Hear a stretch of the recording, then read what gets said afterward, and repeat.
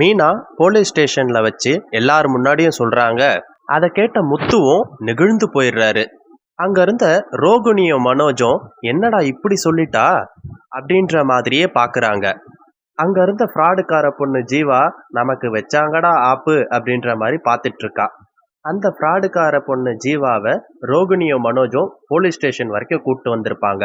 இவங்களுக்குள்ள ஆர்கியூமெண்ட் பாத்தீங்கன்னா ரொம்ப தீயா போய்கிட்டு இருந்துச்சு. ஜீவா என்ன சொல்றாங்கன்னா, ஆமா அந்த 27 லட்சம் பணத்தை நான் தான் கொண்டு போனேன், அது எனக்கு வர வேண்டிய பணம் தான். மனோஜ் கூட நான் 1 வருஷம் ரிலேஷன்ஷிப்ல இருந்தேன், அதுக்கு அந்த பணம் சரியா போச்சு, இதுக்கப்புறம் கொடுக்கறதுக்கு என்கிட்ட பணமும் இல்லை அப்படின்னு சொல்லிடுறாங்க. அதுக்கு ரோகிணி, நீ எல்லாம் ஒரு பொண்ணா, சீ என்ன இப்படி பேசிட்டு இருக்க அப்படின்னு ரொம்ப கத்துறாங்க. இவங்க இப்படி பேசிட்டு இருக்கும் போதே முத்துவும் மீனாவும் அதே ஸ்டேஷனுக்கு வந்துடுறாங்க. மீனாவோட பைக்கையும் இதே ஸ்டேஷனுக்கு தான் எடுத்துட்டு வந்திருப்பாங்க. ஸோ அதனால அந்த பைக்கை மீட்டுட்டு போகிறதுக்காக வந்திருப்பாங்க. வந்த அப்புறம் இங்க நடக்கிற எல்லா விஷயத்தையும் முத்துவும் மீனாவும் பார்த்து தெரிஞ்சுக்கிறாங்க. அதுக்கப்புறம் அங்க இருக்க இன்ஸ்பெக்டர் கிட்ட சொல்றாரு, சார் அந்த பணம் எங்க அப்பா ரொம்ப கஷ்டப்பட்டு சம்பாதிச்ச பணம்.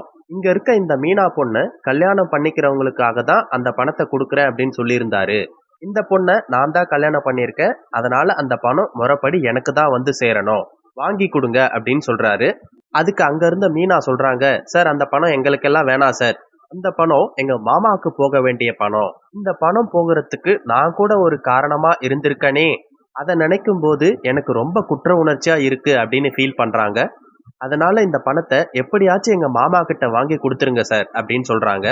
அதுக்கு முத்து சொல்றாரு, என்ன மீனா நீ இவ்வளோ நல்லவளா இருக்க, டே மனோஜ் அந்த மீனாவை பார்த்து கத்துக்கோங்க, ஏன் இப்படி அடுத்தவங்க பணத்துக்கு அலையறீங்க, இந்த மாதிரி அலையாதீங்க அப்படின்னு சொல்றாரு. இதை சொல்லிட்டு இன்ஸ்பெக்டர் சொல்றாரு, என்னம்மா இந்த பொண்ணு தான் பணம் இல்லையேன்னு சொல்றாளேம்மா அப்படின்னு கேட்குறாரு. அதுக்கு அங்க இருந்த முத்து சொல்றாரு, இல்ல சார் இங்க அவங்க வந்து ஏதோ இடம் வாங்குறதுக்காக தான் வந்தாங்க, ஸோ லட்சக்கணக்கில் கண்டிப்பா பணம் அவங்க கிட்ட இருக்கும், நல்லா விசாரிங்க, பேங்க் ஸ்டேட்மெண்ட்லாம் செக் பண்ணுங்க அப்படின்னு சொல்றாரு. இதை கேட்ட ஜீவா வச்சாங்கடா ஆப்பு அப்படின்ற மாதிரி பாக்குறாங்க.